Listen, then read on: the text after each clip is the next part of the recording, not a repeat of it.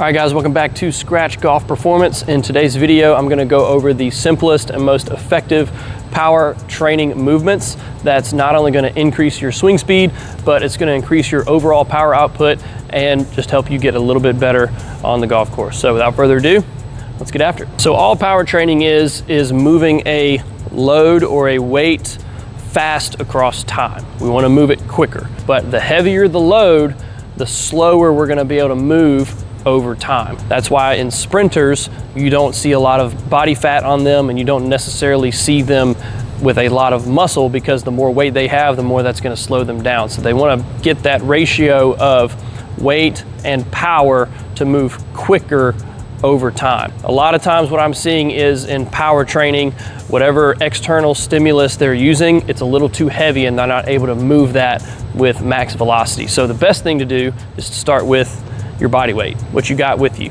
If you can optimize that and move that quicker through space, you're gonna get more powerful, and that's gonna translate to the golf swing. So we wanna start with body weight movements first.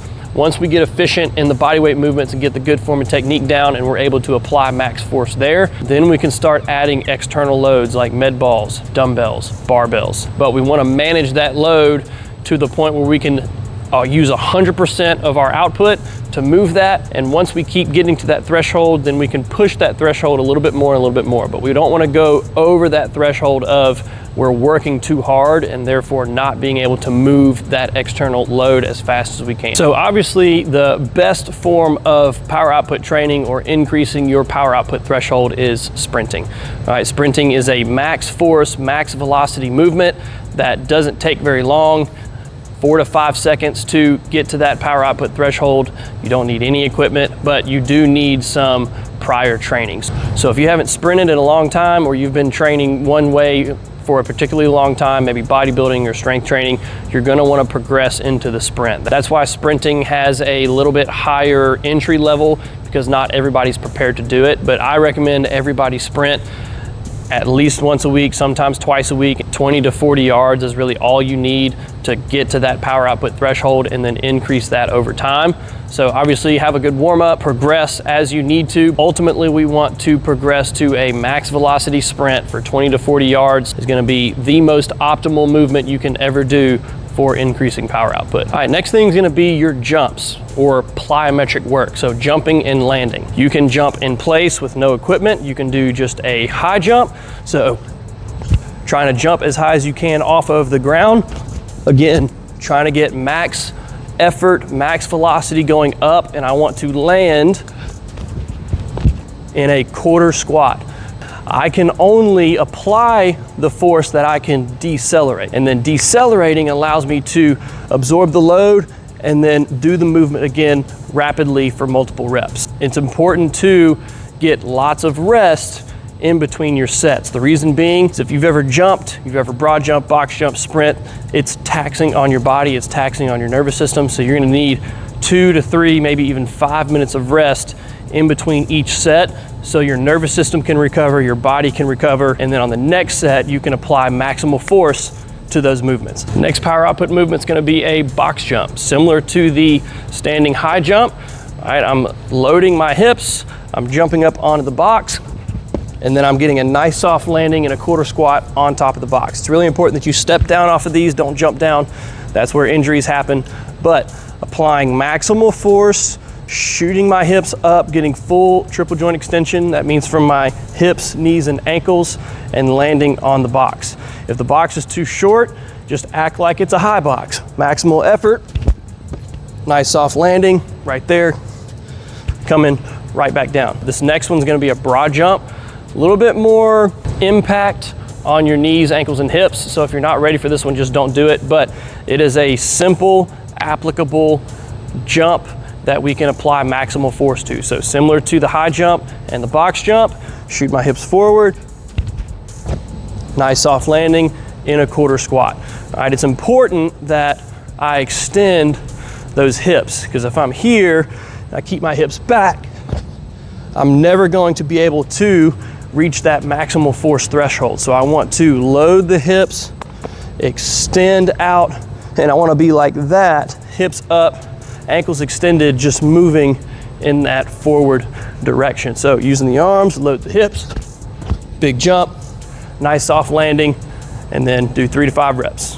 And just to preface, one thing that's going to make these movements a lot easier to execute is a solid strength training program. So going through a proper hypertrophy phase, meaning building muscle, then tapering down to a strength phase, which means moving heavier loads. Both of those aspects are going to help you execute power output movements a lot better, strengthening the muscles, strengthening the joints, giving you a lot more stabilization. So if you want access to a free 8-week strength, hypertrophy, and power golf training program, I'm gonna put a link up at the top and I'll put it down in the description below.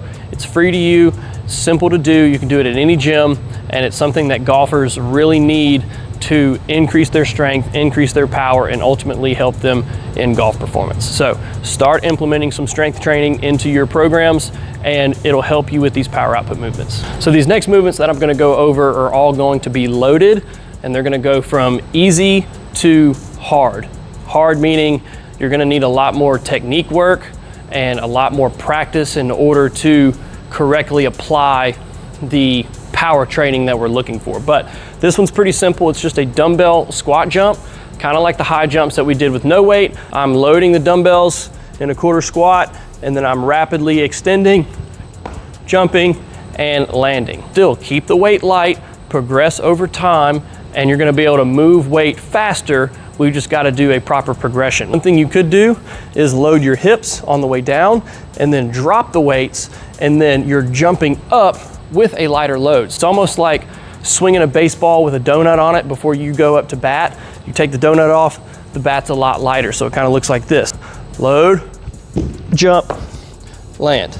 Obviously get some practice throwing those dumbbells away from you so you don't land on them, but loading, getting into a quarter squat, dropping the dumbbells, coming back up. So those are a couple variations with some dumbbells that are a little bit more difficult, but still easy enough for anybody to execute. The next one's gonna be a trap bar deadlift. This one's really good because the load is centered around your body rather than in front of you or behind you. So you can better apply that force going down and up rather than having to control weight that's away from your power line. Notice how all of the movements that we've done have the same movement pattern, all right? They're loading the hips and extending the hips. That's because all of the power that I generate comes from the hips. So the more complicated that you make a power output movement, the harder it's going to be to apply maximal force. So if you're jumping in a lot of directions, jumping back and forth and all that type of stuff, it might be sport specific and you might be training something different. But if you're trying to specifically increase power output, you have to keep it simple and you have to apply maximal force. So this is a good one because I'm already in the loaded position and then I'm jumping this weight. Nice soft landing, and I'm right back in the loaded position. Really working that stretch shortening cycle. Big jump, nice soft landing. The contact with the ground doesn't let me get any lower than I need to be. I've just got to make sure to keep my back and my core braced and connect my hips to the weight. Just like that. I don't want to relax. I don't want to limp back. Keep it rigid. Big jump. Nice soft landing. All right, and this last movement that we're gonna go over is what's called a clean. It's what the Olympic lifters do, some of the most powerful people on the planet. This is where I was talking about the movement gets a little bit more complicated. Once you learn it and get it down and learn how to utilize your hips to move the weight, it's one of the best power output movements you can possibly do. The cool thing is this clean can be modified. You can do this like a high jump or a dumbbell jump. It's just called a dumbbell shrug. Notice how I'm going down to the knees, hinging the hips, jumping the weight up. You could do a high pull. A lot of the baseball players do this because they're scared to catch the bar in a front rack due to their sport. But boom, notice how I'm jumping the weight rather than lifting the weight with my shoulders. And then ultimately it comes down to finishing the movement right there. Notice how I caught it in a quarter squat, just like the box jump. But that front rack is really important to catch the weight, elbows up, let it rest on my shoulders. You can use those first two to kind of modify and practice, but ultimately we want the movement originating from the ground. We want everything to be starting from the ground so I can keep those hips preloaded. So the full movement looks like this. Down, jump, catch. But notice how all of the things that we worked on, starting from the high jump, coming all the way to here, it's still the same movement patterns. I'm coming from the ground, loading the hips, big jump, fully extending the hips to get that bar up, and then I'm catching it in a quarter squat. Keeping the fundamentals the same, just progressing the difficulty over time is what's going to continue to push that power output threshold and ultimately get me faster and get me stronger. All right guys, that is it for the video. Hope you guys enjoyed. Hope you guys learned something. If you want me to do a part 2 on power output movements to improve the golf swing, let me know. I can get some more movements together. Try these first. Start at the first movement. Work your way down the list as you get comfortable and as you get the fundamentals down. And I promise that swing speed is gonna go up, the distance is gonna go further, and you're just gonna feel a lot better about yourself and the golf swing. So make sure to like the video, subscribe to the channel, and I'll see you guys in the next one. Peace.